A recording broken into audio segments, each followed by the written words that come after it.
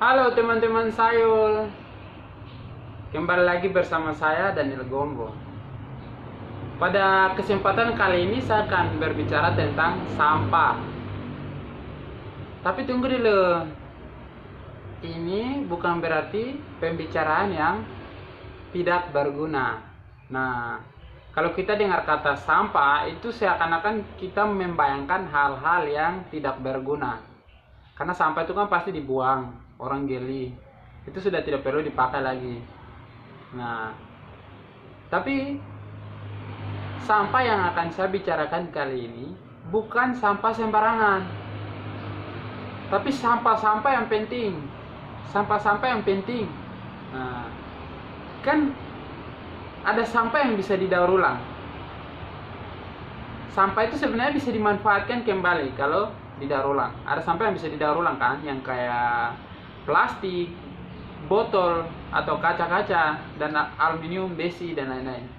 Tapi ada sampah seperti organik itu yang kebanyakan tidak didaur ulang, tapi dijadikan sebagai materi lain, pupuk untuk tanaman lain. Nah, doa dan harapan saya semoga Tuhan memakai channel yang sederhana ini, renungan yang sederhana seperti ini untuk membangun teman-teman sayul semua, sehingga kita semakin bersinar. Nah, jadi kembali lagi ke topik. Sampah yang akan kita bahas ini adalah sampah surga, bukan sampah sembarangan. Jangan pikir hanya ada sampah masyarakat. Ya, maaf kata, sampah masyarakat. Ada juga loh sampah surga. Nah, mau tahu sampah surga itu seperti apa? Langsung saja kita buka di dalam Matius pasalnya yang ke-5. Matius pasalnya yang ke-5, ayatnya yang ke-13 sampai 16. Dalam konteks ini, Yesus sedang mengajar di atas bukit. Setelah dia mengucapkan ucapan bahagia, ayatnya yang ke-13 sampai 16, Yesus berbicara tentang garam dunia dan terang dunia. Langsung saja saya akan bacakan. Kamu adalah garam dunia. Jika garam itu menjadi tawar, dengan apakah ia diasinkan? Ia tidak ada lagi gunanya selain dibuang dan diinjak orang. Kamu adalah terang dunia. Kota yang terletak di atas gunung tidak mungkin tersembunyi. Lagi pula, orang yang tidak menyalakan pelita lalu meletakkannya di bawah gantang, melainkan di atas kaki dian, sehingga menerangi semua orang di dalam rumah itu. Demikianlah hendaknya terangmu bercahaya di depan orang, supaya mereka melihat perbuatanmu yang baik dan memuliakan Bapamu yang di surga. Sangat menarik. Tapi langsung saja kita lihat di ayatnya yang saya akan bacakan sekali lagi. Ayatnya yang ke-13 dan 14. Kamu adalah garam dunia. Jika garam itu menjadi tawar, dengan apakah ia diasinkan? Pasti teman-teman sudah mengerti ya. Maksudnya berarti garam kalau sudah tawar itu susah lagi menjadi asin. Ya, kalau yang secara kimia kan kita bisa masak sampai mendidih lagi, garamnya kan bisa mengendap lagi. Nah, tapi ini kan zaman konteksnya kan dulu orang belum mengerti tentang cara kerja seperti ini. Maksudnya prinsip-prinsip kimia. Jadi dulu itu juga kan garam yang dimaksudkannya juga tidak seperti sekarang. Itu kan seperti bebatuan. Jadi ketika setelah dipakai kan dibuang langsung. Nah, jadi setelah garam pada konteks yang di Alkitab, pada saat itu ketika garam sudah menjadi tawar, itu tidak mungkin lagi kembali diasinkan selain dibuang orang dan diinjak-injak. Oke? Kemudian ayat yang ke-14, kamu adalah terang dunia, kota yang terletak di atas gunung, tidak mungkin tersembunyi. Garam dan terang. Garam yang kalau sudah tidak dipakai, itu kan dibuang. Nah, ini sebenarnya memiliki makna yang sinonim atau sama. Yakni garam, kalau tidak diasin lagi atau tidak ada gunanya, ya dibuang. Kan itu sudah sama dengan sampah yang dibuang, tidak ada gunanya lagi.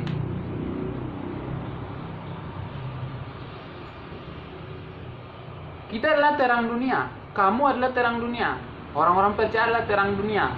Yang pertama tadi garam dunia, kalau sudah tidak asin lagi, tidak memberikan efek rasa lagi asin, itu berarti sama dengan sampah.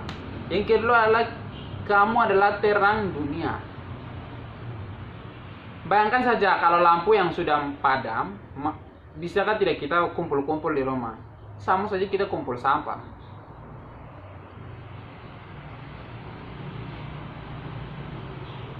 Orang-orang yang percaya kepada Tuhan sebenarnya telah memiliki terang.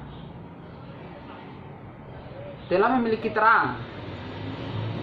Siapa terang itu? Yesus, Tuhan Yesus. Tuhan Yesus terang dunia. Tetapi kalau kita tidak menerangi, kita tidak berfungsi sebagai alat penerang, maka kita juga sama seperti lampu rusak. Lampu rusak berarti dia masuk lagi ke kategori sampah.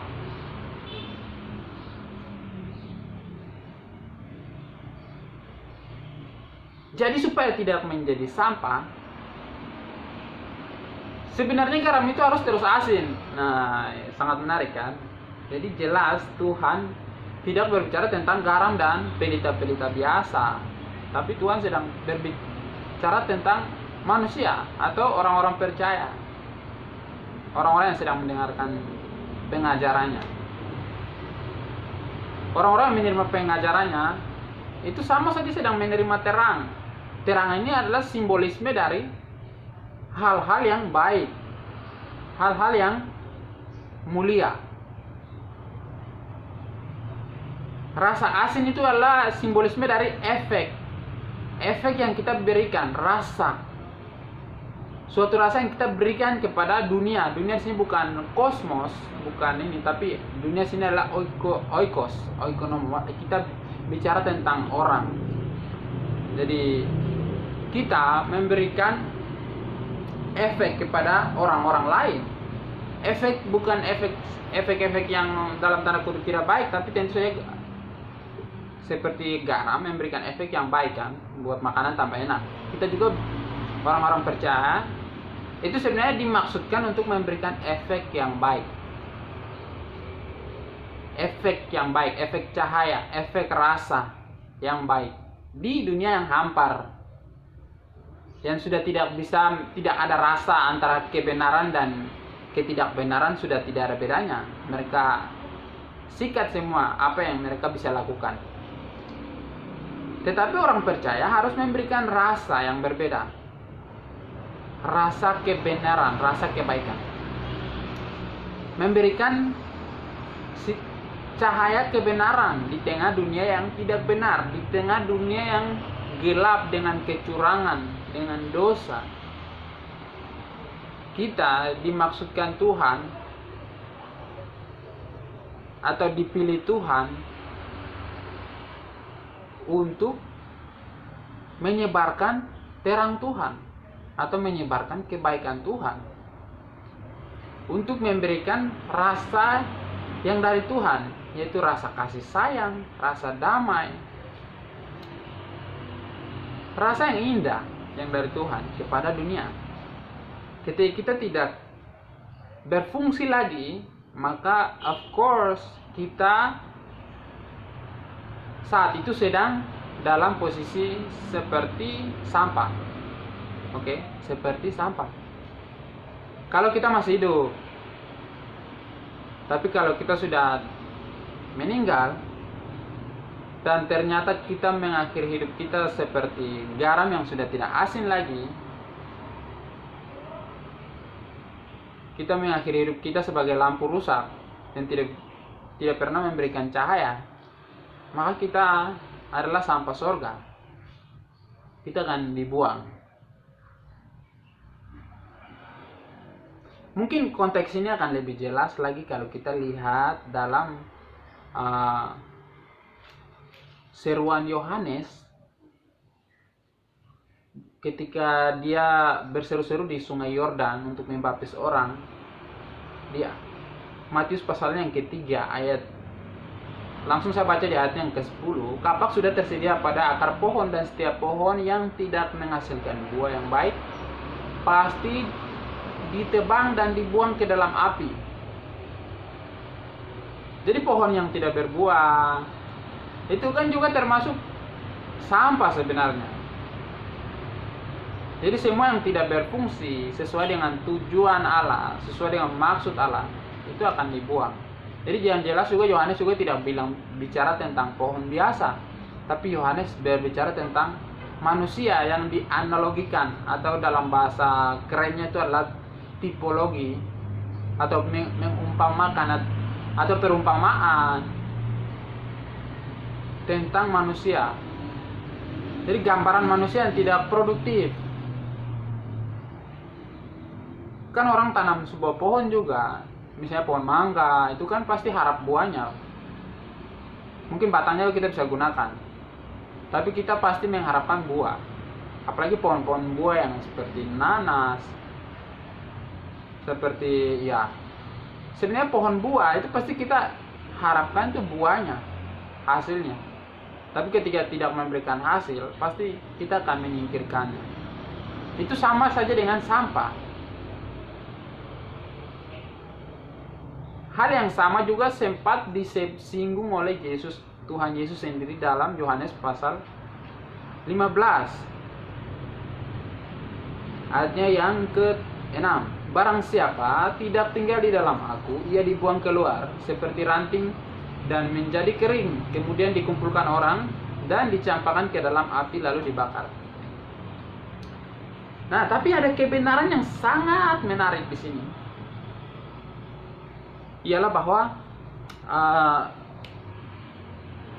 pohon, manusia itu seperti ranting ya. Manusia ini kayak macam bukan sumbernya, tapi seperti membutuhkan sebuah sumber. Jadi kita ketika di luar dari persekutuan dengan Tuhan, kita ketika tidak terkonek dengan pokok anggur kita, yaitu Yesus. Karena dalam Yohanes pasal 15 sebut dengan jelas bahwa akulah pokok anggur yang benar. Kalau di dalam Pemazmur mengatakan bahwa menggambarkan firman Allah atau Allah itu sendiri gitu, sebagai sumber kehidupan atau air. Jadi setiap pohon yang tertanam dekat air itu adalah orang-orang yang terhubung dengan Allah, yang merenungkan Tauratnya. Itu seperti pohon-pohon yang subur, yang menghasilkan buah pada musimnya. Dan itu juga dibandingkan dengan orang-orang yang tidak terhubung dengan Tuhan. Nah, jadi supaya kita tetap bercahaya, kita harus mengecas diri kita. Kita tuh mungkin lebih pasnya itu digambarkan seperti lampu yang bisa di recharger, lampu yang bisa dicas lagi kembali, atau seperti smartphone. Jadi kita butuh dicas. Kita harus diisi dengan kebenaran firman Tuhan. Kita harus diisi dengan kekuatan Allah, sehingga kita bisa bercahaya. Kita bisa memancarkan kebaikan yang kita serap, kebenaran yang kita serap dari Alkitab, kita pancarkan kepada dunia, kepada lingkungan kita. Mulai dari dalam rumah mungkin, kepada saudara yang sudah menikah, kepada istri, suami. Jadi sebuah rahasia yang menarik adalah supaya kita tidak menjadi sampah, kita harus menjaga agar kita tetap terhubung dengan sumber.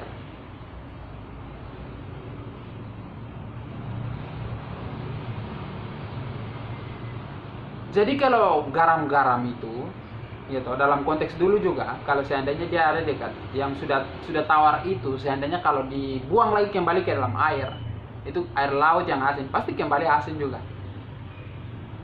Kalau lampu nih diisi lagi dengan minyak, kalau lampu dicas kembali, pasti menyala. Demikian juga kita harus diisi dengan firman Tuhan. Sehingga firman Tuhan itu memberikan energi untuk kita bercahaya. Membuat kita bisa memberikan efek yang baik kepada dunia.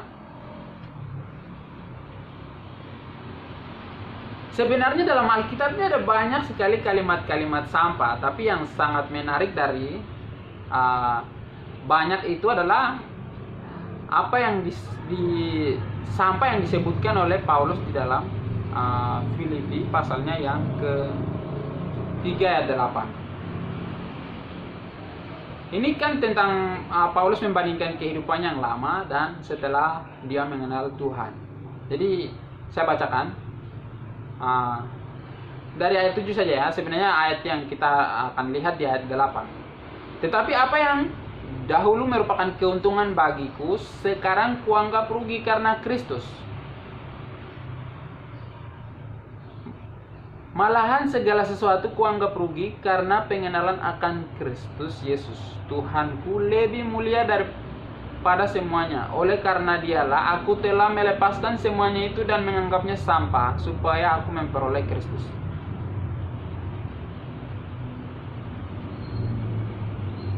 Karena dengan memperoleh Kristus, dia memperoleh sumber yang sebenarnya. Dia bisa bercahaya yang sebenarnya.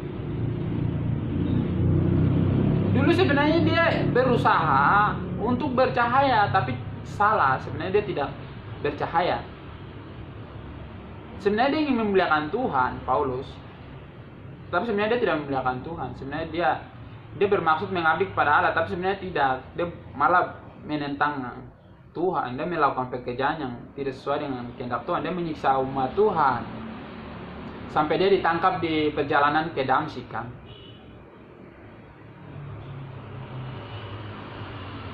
Setelah dia mengenal Kristus, setelah dia berjumpa dengan sumber terang yang sebenarnya, itulah baru dia benar-benar memancarkan sinar yang sebenarnya, memancarkan kebaikan yang sebenarnya. Disitulah dia benar-benar memancarkan, memberikan rasa nikmat yang sebenarnya, yaitu nikmat yang dari Tuhan. Prinsip yang sama berlaku dengan kita. Selama kita tidak berjumpa dengan Tuhan, maka kita itu adalah sampah sorga. Saya katakan begini, karena kita tidak akan diterima, kita tidak mendapatkan bagian di dalam surga. Artinya kita di luar surga, otomatis di tempat yang mengerikan. Tadi digambarkan Yohanes sebagai api ya. Coba kita lihat ulang Matius pasal 3 ayatnya yang ayatnya yang ke-10.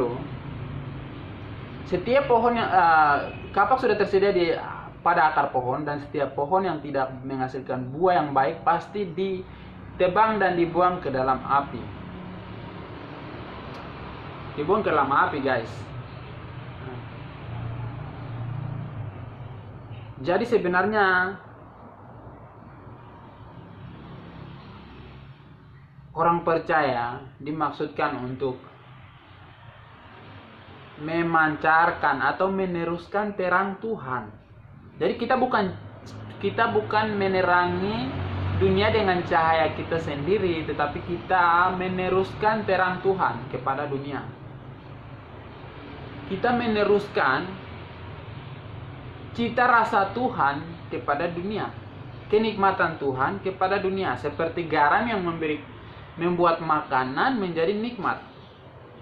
Demikianlah kita meneruskan kenikmatan Tuhan, kenikmatan surgawi, kenikmatan persekutuan di dalam Allah kepada dunia. Tapi bagaimana kita memancarkan kenikmatan Tuhan kalau kita sendiri jauh dari Tuhan? Nah, jadi teman-teman sayur yang Tuhan Yesus kasih, supaya kita tidak menjadi sampah surga,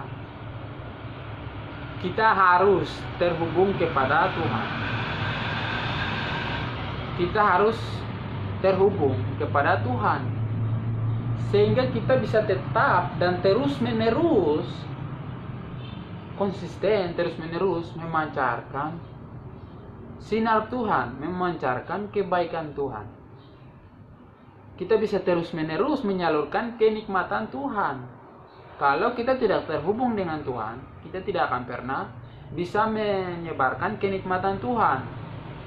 Kita tidak bisa memberikan rasa yang nikmat itu kepada dunia, karena kita tidak memiliki kenikmatan itu. Kenikmatan itu kita teruskan dari Tuhan, sama seperti pengampunan. Karena Allah mengampuni kita, kita meneruskan pengampunan kepada sesama kita, saling mengampuni, saling mengasihi, karena Tuhan terlebih dahulu mengampuni kita. Jadi prinsip yang sama juga berlaku di sini, guys. Dan sangat menarik bahwa kalau saat ini kita sedang dalam posisi sebagai sampah, ketika Anda, saudara, kakak, adik mendengar renungan ini, serahkanlah hidupmu kepada Tuhan. Maka Tuhan akan mendaur dirimu. Tuhan akan mendaur kita menjadi barang yang baru. Karena tidak ada pabrik untuk mendaur manusia ulang di dunia ini. Kalau pabrik untuk daur botol ulang, itu banyak. Untuk mendaur plastik, itu banyak. Tapi pabrik untuk mendaur ulang manusia, itu tidak ada di bumi. Pabrik untuk mendaur ulang manusia itu hanya Tuhan Yesus. Ketika kita datang kepada Tuhan Yesus, maka Dia akan memperbaharui kita, mendaur ulang hidup kita dari yang sampah menjadi barang berguna, menjadi barang yang berguna, menjadi barang yang baru, atau kita sebut sebagai manusia baru. Tuhan Yesus berkati.